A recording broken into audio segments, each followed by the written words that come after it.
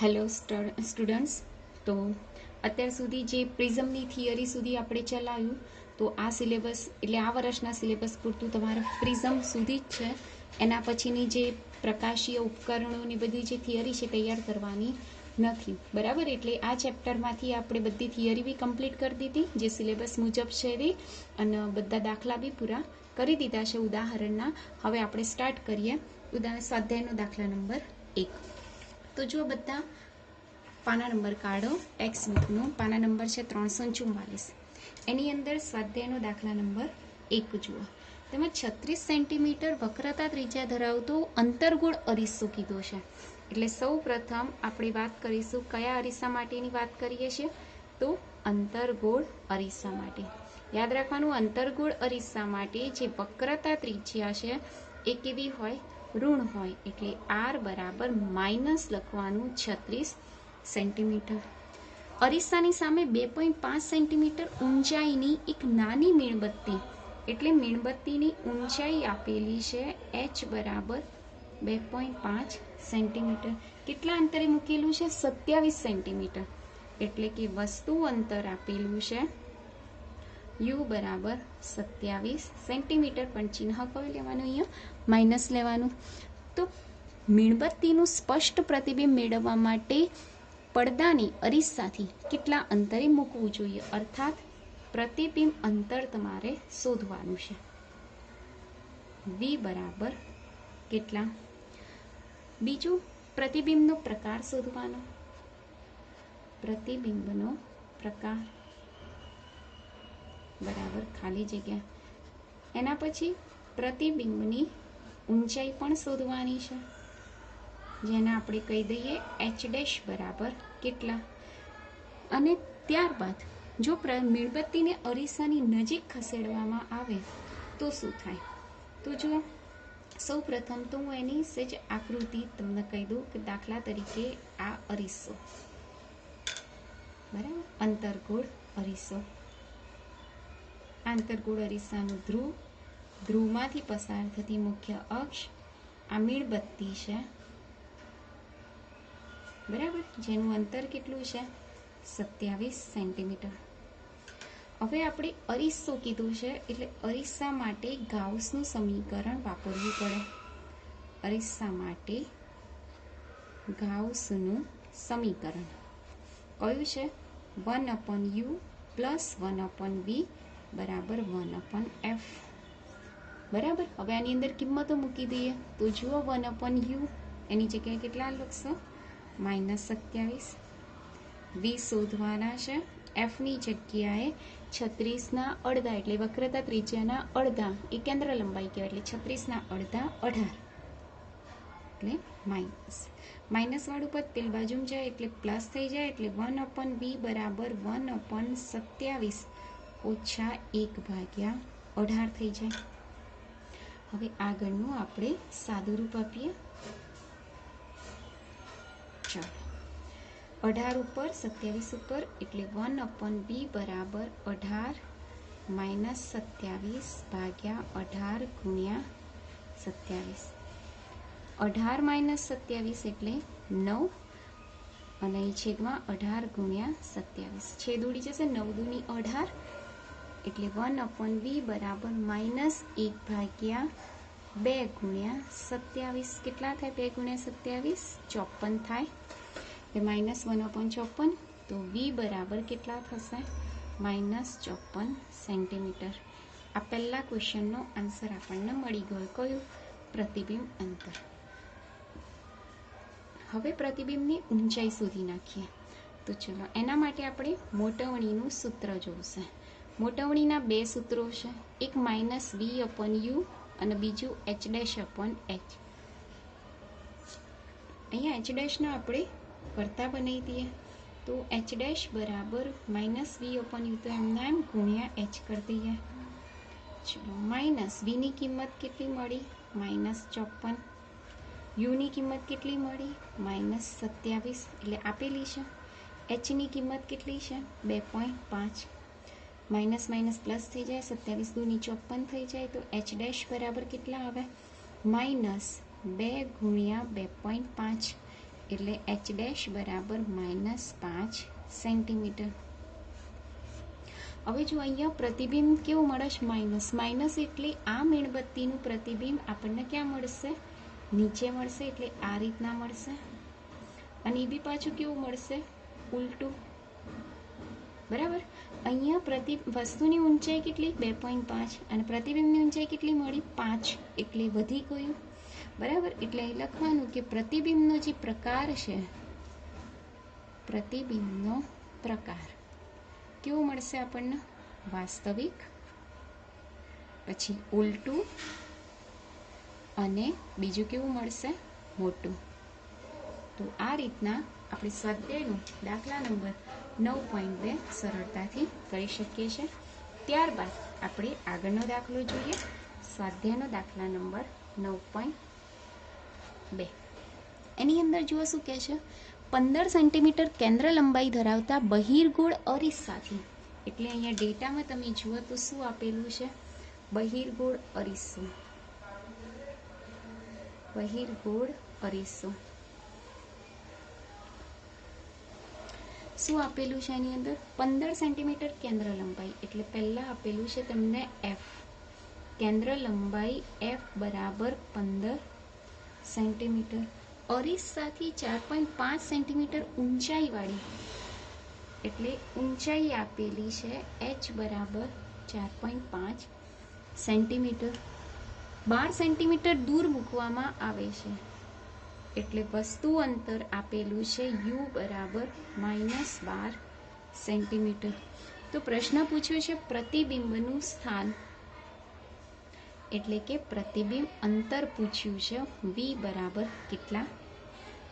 મોટવણી પૂછ્યું છે, એટલે કે મોટવણી શોધવાની છે. એમ બરાબર કેટલા? બીજું 100 ને અરીસાથી જેમ દૂર ખસેડવામાં આવે તેમ શું થશે તે જણાવવાનું છે. તો ચલો અહીંયા અરીસો કીધો છે, એટલે અરીસા માટે આપણે ગાઉસનું સમીકરણ વાપરવાનું. ગાઉસ સમીકરણ. ચલો ગાઉસનું સમીકરણ કયું છે? તો 1/u વત્તા 1/v બરાબર 1/f. કિંમત મૂકી દો. યુની જગ્યાએ -12 એટલે -1/12. વીની જગ્યાએ તમારે શોધવાના છે અને એફની જગ્યાએ 1/15. તો 1/v માઇનસ પેલ બાજુ જાય એટલે 1/15 વત્તા 1/12. 1/v લસા લઈ લઈએ 12 વત્તા 15 ભાગ્યા 12 ગુણ્યા 15. તો 1/v 12 ને 15 કેટલા થાય? 27. અને અહીંયા 12 ગુણ્યા 15 કરી દઈએ તો 180 પ્રાપ્ત થશે.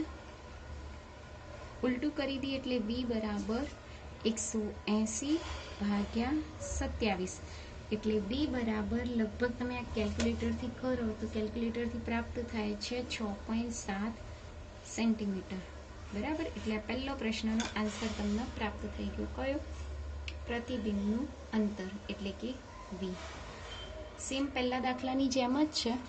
બરાબર. ખાલી ત્યાં અંતર્ગોળ અરીસો તો આ બહિર્ગોળ અરીસો છે. ત્યારબાદ જોઈએ મોટવણી. તો મોટવણી એમનું સૂત્ર કયું છે? -v/u. માઇનસ એમના વીની જગ્યાએ કેટલા લખશો આપણે? 6.7 અને યુની જગ્યાએ કેટલા લખીએ? -12. માઇનસ પ્લસ એટલે 6.7 ભાગ્યા 12 લઈ લઈએ. 6.7 ભાગ્યા 12 તો કેટલા થાય છે? કેલ્ક્યુલેટરથી પ્રાપ્ત કરો એટલે 0.56. બરાબર. તો મોટવણી પણ પ્રાપ્ત થઈ ગઈ. મોટવણી ઉપરથી આપણે પ્રતિબિંબની ઊંચાઈ શોધી નાખીએ. તો એચ ડેશ બરાબર એમ ગુણ્યા એચ. એમની કિંમત 0.56 અને એચની કિંમત 4.5. બંનેનો ગુણાકાર કરો એટલે એચ ડેશ આપણને પ્રાપ્ત થશે 2.51 સેન્ટીમીટર. હવે જુઓ અહીંયા ખાસ વસ્તુની ઊંચાઈ ખરેખર કેટલી હતી? 4.5 અને થઈ કેટલી ગઈ? 2.51. બરાબર. પ્રતિબિંબ અંતર કેવું મળે છે? ધન, એટલે અરીસાની ક્યાં મળશે? પાછળ મળશે. એટલે ખાસ અહીંયા લખવાનું કે જે પ્રતિબિંબનો પ્રકાર છે, આભાસી, પછી ચત્તુ અને નાનું પ્રાપ્ત થાય છે. બરાબર. આમાં શું કીધું છે કે જો સોયને અરીસાથી દૂર ખસેડીએ તો પ્રતિબિંબ ક્યાં જશે? અહીંયા લખેલું છે જો, જેમ સોયને અરીસાથી જેમ દૂર ખસેડવામાં આવે તો પ્રતિબિંબ બી ક્યાં જાય? દૂર ખસે અને કેટલું બનતું જાય? નાનું બનતું જાય. તો આ રીતના આપણે સ્વાધ્યાયનો દાખલા નંબર 9.3 પણ કરી શકીએ છીએ. ત્યારબાદ આપણે લઈએ સ્વાધ્યાયનો દાખલા નંબર 9.2 કમ્પ્લીટ કર્યો. ત્યારબાદ લઈએ સ્વાધ્યાયનો દાખલા નંબર 9.3. આની અંદર શું કહે છે કે એક ટાંકીને 12.5 સેન્ટીમીટરની ઊંચાઈ સુધી પાણીથી ભરવામાં આવેલું છે. એટલે આ ટાંકી એને સંપૂર્ણપણે ટોટલી ફૂલ કરી દીધું છે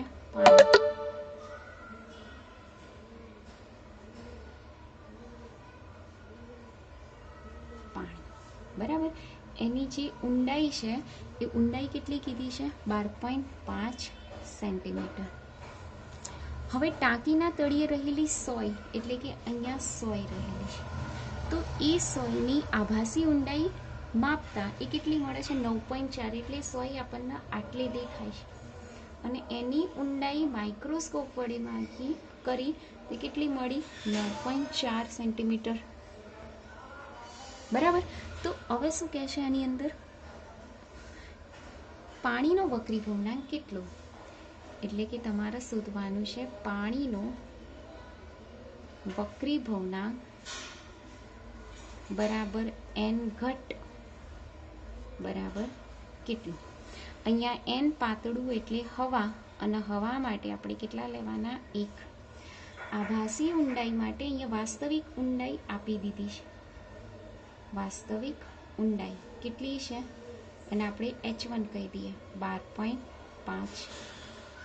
આભાસી ઊંડાઈ એ પણ આપી દીધું છે. કેટલું? h2 બરાબર 9.4. તો આપણે સૂત્ર કયું છે? તો n પાતળામાંથી ઘટમાં જોઈએ છે એટલે n પાતળું ભાગ્યા n ઘટ બરાબર આભાસી ઊંડાઈ ભાગ્યા વાસ્તવિક ઊંડાઈ. કિંમત મૂકી દો. n પાતળાની કિંમત 1, n ઘટ તમારે શોધવાનો છે. આભાસી ઊંડાઈની કિંમત 9.4 અને વાસ્તવિક ઊંડાઈની કિંમત 12.5 રહેશે. તો n બરાબર કેટલા થશે? 12.5 ભાગ્યા 9.4. તો તમે ભાગાકાર કરી દો, જે આવે એ તમારું આન્સર રહેશે. બરાબર. લગભગ એ આન્સર તમારો રહેશે 1.33 જેટલો. કેલ્ક્યુલેટરની મદદથી કરો તો 1.33. પરંતુ આ દાખલો અહીંયા જ પૂરો થતો નથી. જો એ દાખલાની રકમ આગળ પણ લંબાયેલી છે. શું કહે છે એની અંદર? જો 1.63 વક્રી ભવનાંક ધરાવતા પ્રવાહીને પાણીના બદલે તેટલી જ ઊંચાઈએ ભરવામાં આવે તો સોય પર ફરીથી માઇક્રોસ્કોપને કેન્દ્રિત કરવા માટે કેટલા અંતરે ખસેડવું પડે? તો હવે શું કહે છે? એનું એ જ બીકર, એની એ જ ઊંડાઈ, પરંતુ પાણીની જગ્યાએ ઓઇલ ભર્યું છે. બરાબર. અથવા તો પ્રવાહી ભરી દીધું છે. પ્રવાહી. વાસ્તવિક ઊંડાઈ એની એ જ છે. કેટલી? 12.5 સેન્ટીમીટર. વાસ્તવિક ઊંડાઈ કેટલી? 12.5 સેન્ટીમીટર. સોય અહીંયા છે, એની જગ્યાએ તમને અહીંયા દેખાતી હોય. બરાબર. એ ધારો કે આપણને થોડીક હજી ઉપર દેખાતી હોય આટલી. પહેલા અહીંયા દેખાતી હતી, એના કરતાં સેજ ઉપર જતી રહી આટલે.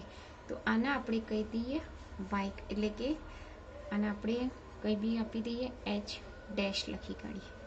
બરાબર. તો આ જે અંતર ખસ્યું એ અંતર તમારે શોધવાનું છે. કેટલું ખસ્યું એ શોધવાનું છે. બરાબર. તો એના માટે ડેટા તો છે જ કે n ઘટ આપી દીધું છે. કેટલું? 1.63. n પાતળું ખ્યાલ છે તમને? 1. વાસ્તવિક ઊંડાઈ આપી દીધી છે. કેટલી? 12.5 સેન્ટીમીટર.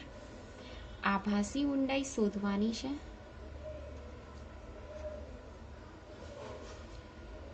એચ ડેશ બરાબર કેટલા. સૂત્ર આપણું આનું આ જ રહેશે. કયું? એન પાતળું ભાગ્યા એન ઘટ બરાબર આભાસી ઊંડાઈ અને છેદમાં વાસ્તવિક ઊંડાઈ. બરાબર. એન પાતળું એટલે 1, એન ઘટ એટલે 1.63. આભાસી ઊંડાઈ કેટલી શોધવાની? H dash. વાસ્તવિક ઊંડાઈ કેટલી? 12.5. તો એચ ડેશ બરાબર 12.5 ભાગ્યા 1.63 કરો. તો એ તમે કેલ્ક્યુલેટરથી કરો તો એ તમને પ્રાપ્ત થાય છે 7.67. બરાબર. આટલી મળી આપણને. આપણે તો શોધવાનું જ માઇક્રોસ્કોપને કેટલું ખસેડ્યું. તો આટલું કેટલું હતું પહેલાં? 9.4 અને પછી કેટલું થઈ ગયું? 7.67. એટલે y બરાબર કેટલું ખસેડ્યું? તો 9.4 માઇનસ 7.67. બંનેની બાદબાકી કરો કેલ્ક્યુલેટરમાં તો તમને પ્રાપ્ત થશે 9.4 માઇનસ 7.67. લગભગ 1.73 સેન્ટીમીટર જેટલું પ્રાપ્ત થાય છે. એટલે આટલું માઇક્રોસ્કોપને તમારે કેન્દ્રિત કરવું પડે. તો આ રીતના તમે સ્વાધ્યાયનો દાખલા નંબર 3 કરી શકો. ત્યારબાદ જોઈએ આપણે સ્વાધ્યાયનો દાખલા નંબર 4. જો સ્વાધ્યાયનો દાખલા નંબર 9.4માં કંઈક 3 આકૃતિ આપેલી છે. બરાબર. એમાં પહેલી આકૃતિ જુઓ, એક તીર હવામાંથી કાચમાં જઈ રહ્યું છે. આ એનો 60. હવા એટલે N1 અને કાચ એટલે આપણે એન ગ્લાસ કહી દઈએ એટલે Ng. બરાબર. તો હવે હવા માટે તો N1 બરાબર કેટલા હોય? 1. તો આપણે અહીંયા સ્નેલનો નિયમ વાપરીએ. નિયમ પરથી શું લખાય અહીંયા? N1 sin 60 બરાબર Ng sin 35. બરાબર. N1 ની કિંમત 1, sin 60 ની કિંમત √3/2 બરાબર Ng sin 35. તો તમારી પાસે નેચરલ જે સાઇન હોય એની અંદર sin 35 ની કિંમત જુઓ તો તમને પ્રાપ્ત થાય છે sin 35 બરાબર 0.5736. અહીંયાથી સાદુરૂપ આપી દઈએ આપણે. Ng બરાબર √3/2 અને આ ભાગાકારમાં આવી જાય એટલે 0.5736. કેલ્ક્યુલેટર છે દરેકની પાસે એટલે સાદુરૂપ આપો તો આ √3 એટલે 1.73. 1.73 ભાગ્યા 2 ભાગ્યા 0.5736 કરો એટલે તમને આન્સર મળશે 1.51. તો આ આકૃતિના ઉપરથી આપણે Ng શોધી નાખ્યા. હવે આ આકૃતિ ઉપર સ્નેલનો નિયમ વાપરતા એટલે કે અહીંયા લખવું પડશે ખાલી આકૃતિ 1 માટે. બરાબર. પછી અહીંયા શું લખીશું આપણે? આકૃતિ 2 માટે સ્નેલનો નિયમ વાપરીએ. તો ચલો, હવા એટલે N1 અને પાણી એટલે NW લઈ લઈએ. તો વાપરો. અહીંયા શું લખાશે? N1 sin 60 બરાબર N2 sin 47. અહીંયા N2 નહીં પણ શું લેવાનું? NW.